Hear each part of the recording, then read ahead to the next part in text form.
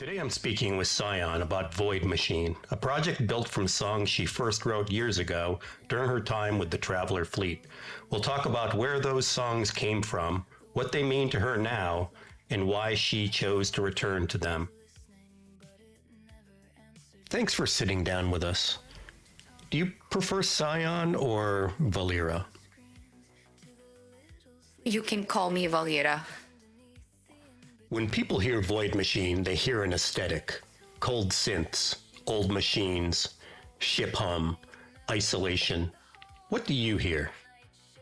What do I hear when I listen to the music that I'd made about that time? I hear a room. I don't hear a studio. I don't hear a stage. I hear a room with bad air circulation and a loose channel that tapped every 40 seconds. I hear a ventilation system. I hear that hum under the deck that I talk about in songs. I hear myself not sleeping.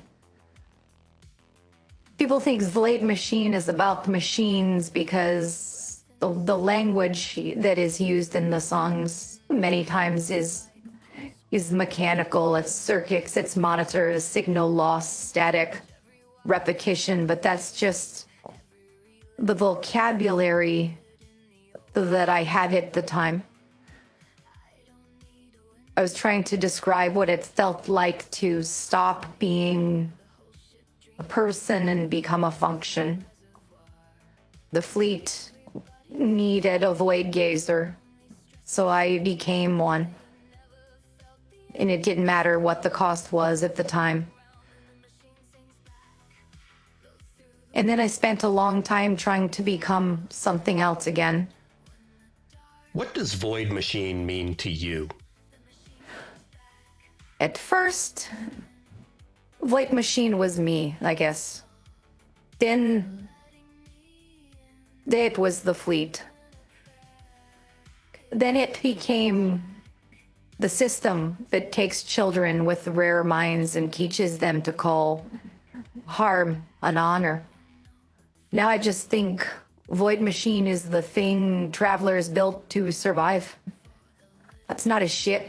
It's not an engine. It's a culture. Everybody works. Everybody carries weight. The fleet survives, and the individual bends. That machine has saved us countless times. That machine also hurt me. Both of those things can be true. And that's why I sing about it. Were these originally written as songs? No, not at all. They were a way for me to, I think, release pressure from what was going on in my life at that time. So they were poems, they were counting rituals, they were literally myself arguing with myself. Sometimes they were instructions for staying alive until the next shift. Most of them were ugly, they were repetitive, they were broken. Most of that was because of my state of mind. Some of it was because I was a 16-year-old girl without a lot of experiences. Later, when I became PSION, and I guess I became more adept at writing music, I went back and I looked at what I had been able to save. And I found the shapes that were inside of those songs. And I cleaned them up just enough to try to let people hear what I was trying to say at that time. I didn't want to clean them up too much. I didn't want to make them beautiful in a way that lied. So Void Machine is not nostalgia. Nostalgia? No, not really. I feel absolutely no nostalgia for that period in my life. I use the sounds of old machines, and I use that style of music simply because it represents what I was going through at that time, which was trying to find comfort in anything, and the only comfort I seemed to be able to find was in machinery. It grounded me, because machinery is, you can count on it. It's predictable. That panel in my compartment that tapped every 40 seconds, I could count on it tapping every 40 seconds, no matter how maddening it was. But that grounded me. So I wanted to use those sounds to try to get across to the people listening to the music, I guess, what it was like for me. Why make a set of songs about that time now? Because what I wrote at that time in my life never left. I left the fleet. I changed my name. I became PSION. I learned how to turn a room towards me instead of disappearing inside of one. But what I wrote back then is still there. It's in my mind. It's on the flimsies that I brought with me. It's maybe still on the panels in my old compartment. But for years, I thought if I became loud enough, famous enough, big enough, that girl in that room would stop calling me. But she never did. So eventually I answered, and that's Void Machine. It's not a confession. It's me finally answering the girl that I used to be. Before we go further, can you explain what the Void Gazers were? The Void Gazers are the fleet's slung site. That's the simplest way to put it. Most of us, at least when I was a Void Gazer, were psions, specifically people with precognitive ability, but there were navigators, probability readers, mathematicians, logistics officers, and the idea was to attempt to chart a course for the fleet that most of the time, to be honest, was trying to minimize damage. We're trying to find a path for the fleet where it wasn't destroyed, where people didn't die, where we continued. That was the most important thing. We didn't look into the future and say, this is going to happen. We looked into 10,000, 100,000 possible futures. Most of them, 99% of them, were failures. We're just trying to find the one half where the fleet survived. Like I said, with the least amount of damage. That obviously meant a lot of taking a lot of things into account. The actual route itself, resource projections, political risks, mechanical failures, population stresses, growth rates, harvests, weather. I know most people don't think it's true, but there's weather and space, and you have to take that into account. Morale. All of these things fed into choosing a course for the fleet. And I'll be honest, people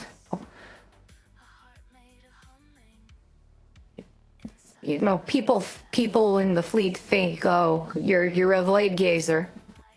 And they think that's great, that's some great honor. And I guess it is a great honor, but it also, it's exhausting because, like I said, 99% of the futures are death. Death of the fleet, death of your friends, death of the people you love. And that takes a toll.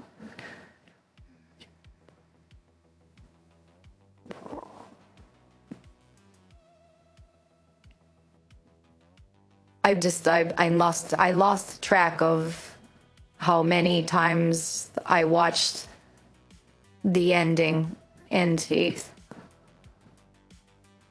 broke me. Did you want to be one? Did I want to be one? Of course I did. That's another thing that I think people might misunderstand. They want me to say I was forced into something that I hated, but I am a traveler. I was brilliant. I was young. I wanted to matter to the fleet. The Void Gazers were not particularly celebrities. They're not revered, not worshipped, but they are respected. Cater feared a little bit. But they're trusted. They have guided the fleet successfully for 1,500 years. And with that respect comes, like I said, it comes with a huge amount of weight. But still, what child raised in the fleet, what child who was a traveler would not want to be worthy of that, would not want to help keep the fleet safe? So when they asked me if I could do it, I said yes. I was proud to do it. When my mother looked at me like I was becoming something extraordinary, I was proud. And then I went to that room and the door closed, and pride doesn't, but that came from what happens in that room. Sometimes pride holds you. Well,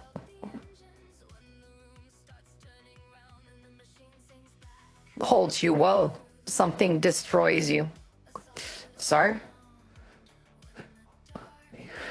How old were you when you became a Void Gazer?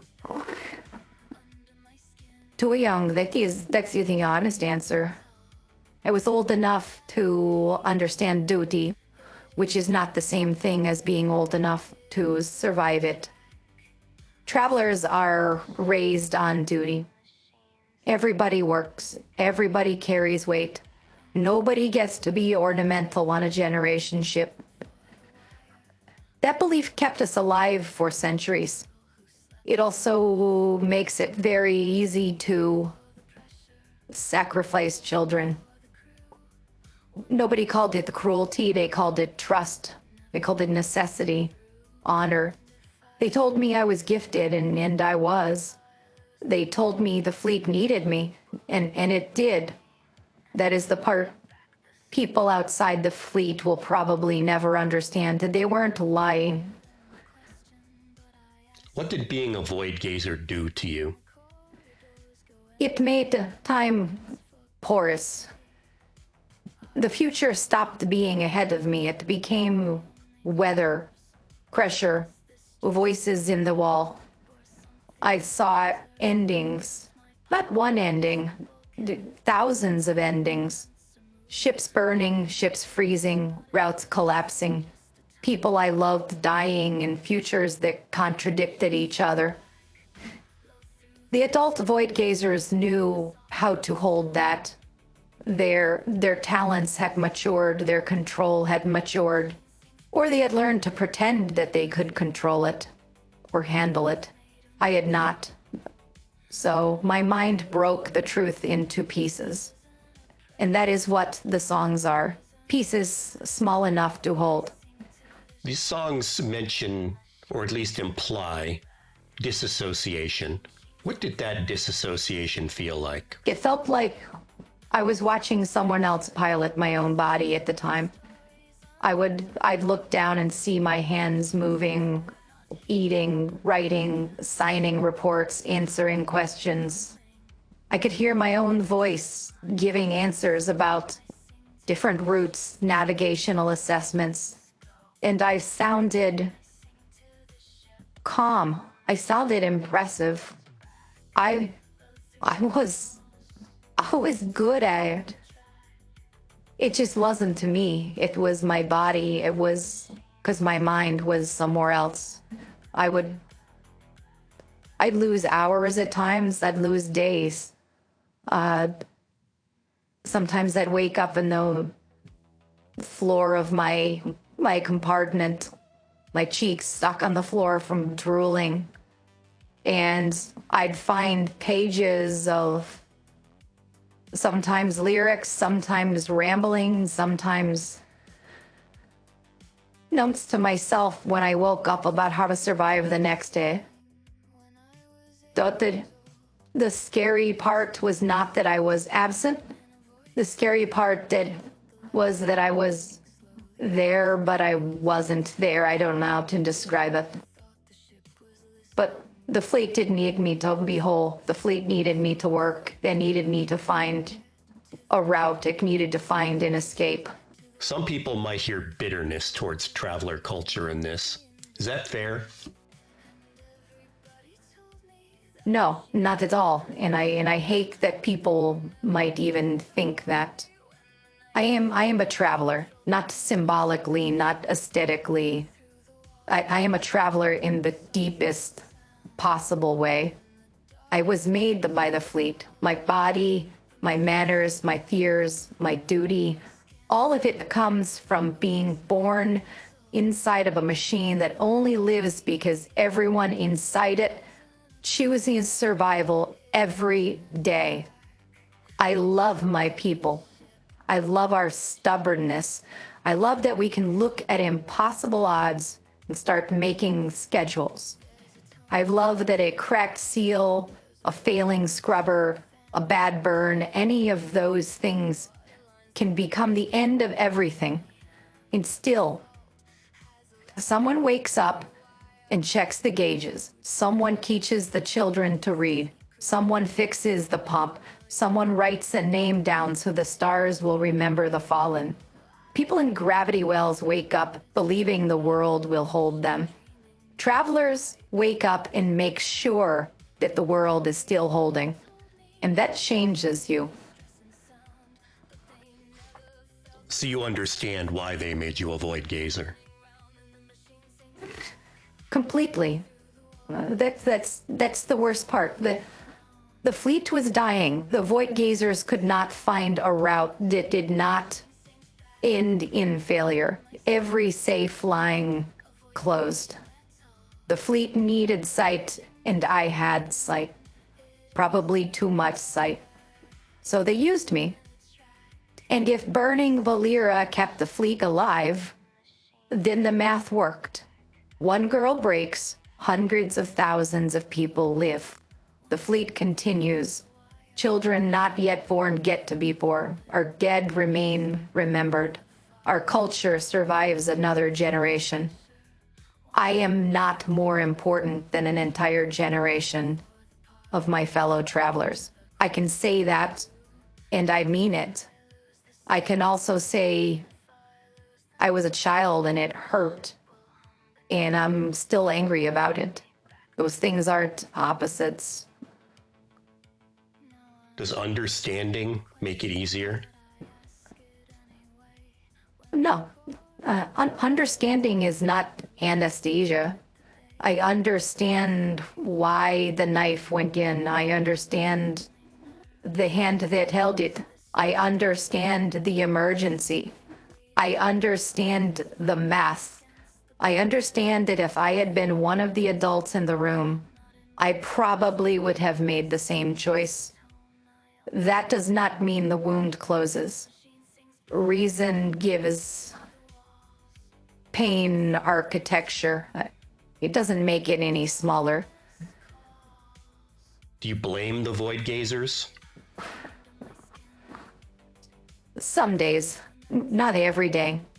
The void gazers saved lives. My mother saved lives. The fleet made impossible choices because impossible choices were the only ones available. But knowing why someone used you does not mean you were not used. The fleet needed me, so they reached into the softest part of me and they made a tool out of it. And because I was a good traveler, I helped them. That is the hardest part to forgive. Not them, me. Do you resent being a traveler? Again, no. I guess I sometimes resent what survival can demand from us, but it is very much different from resenting being a traveler. I would not trade being a traveler for anything. Not the hum of the ship, the old rituals, the pressure drills, the funeral capsules, the way every meal contains someone's labor and everyone knows it. My people crossed centuries in metal shells because extinction was not acceptable. We carried language, memory, bloodlines, seeds, jokes, grudges, recipes, lullabies, engineering manuals, old songs and names for stars we had not reached yet. That's a civilization that refuses to die. And I love that, and I love us. And I can love us while telling the truth about what we did to me. After everything, do you still consider the fleet your home? Of course I still consider the fleet my home. That is the problem with home. It does not stop being home just because it hurts you. The fleet is my body. I still count exits. I still listen for air systems. I still wake up when the vibration changes. I still hate waste. I still write names down because forgetting is kind of a murder. I still have what I wrote down about Scene when the government of Korra killed her. I am proud to be a traveler, but pride is not obedience. Love is not silence. Survival isn't innocence. So I sing about the room, the walls, the girl they burned to keep the lights on, because she was a traveler too, and she deserves to be remembered. Void Machine is vulnerable, but PSION is built around control, sexual dominance, possession, making people want to surrender. How do those fit together? Badly. I reconcile it badly. People expect a clean theory, empowerment, consent, performance, reclaiming the narrative. Those things are true, but they're not the whole truth. I know what it is to be made useful. I know what it is to have someone reach into your mind and say, this belongs to something larger than you. I know what it is to confuse being needed with being loved. So when I become PSION, when I make surrender sound beautiful, I know exactly what shadow I'm touching. That is why I try to be careful with it. The difference is consent, theater, choice. The void gazers use the child who could not truly refuse. PSION plays with adults who come to hear the command voice. They want the game. They want the pressure. They want to kneel inside a song and stand up afterwards, touched only where they chose to be touched. I was not given that. I was assigned to a necessity, and that matters, but it doesn't make me innocent. I know that. Do you ever worry that you're repeating what was done to you? Constantly. Anyone who says they never repeat their damage is either lucky, lying, or not really paying attention. Of course I repeat it. Command, power, need turned into obedience. But repetition is not always surrender. Sometimes repetition is how you find the difference. When I say kneel, I am listening for the part where someone can laugh, refuse, want it, perform it, own it, and leave. That is the difference. The difference is agency. The Void Dazers took an exceptional girl and made her necessary. PSION takes willing adults and makes them mythic for 3 to 4 minutes. Those are not the same, but they rhyme, and I live inside the rhyme. Then why keep doing it? Because it turns the old wound into a language I can control. Because there is pleasure in command when it is chosen. Because after years of being a tool, I wanted to become something impossible to handle. Because being PSION lets me touch the shape of what happened without letting it own the whole room. And because I'm not only a wound, my arrogance is mine, my appetites are mine, my theatrical little god complex is mine. My voice, my body, my control are all mine. The fleet used Valera because it needed survival. PSION uses power because she likes being in charge. I'm not going to make it any prettier than that, but I am going to make it honest. When fans listen to Void Machine, what do you want them to understand? I'd like them to know that I'm not asking them to pity me. I'm not fragile because I broke. I'm alive because I broke in a direction that left openings. Void Machine is not the sound of collapse. It's the sound of someone trapped inside of herself, tapping on the hole until she finds the rhythm of a door and can escape. It's a love song written from inside of a wound. For the fleet, for my people, for the girl I was, for the parts of me that kept transmitting when nobody was listening. If you could speak to the girl in that room, what would you say? I would not tell her it gets better, that it would be cruel. She wouldn't believe me anyway. And she'd probably be right to not to. I would sit on the floor where she could see me, not too close. And I would just say, "You're not the machine, you are the signal coming through it." And then I would just sit with her. Because the most constant feeling she had during that time was loneliness.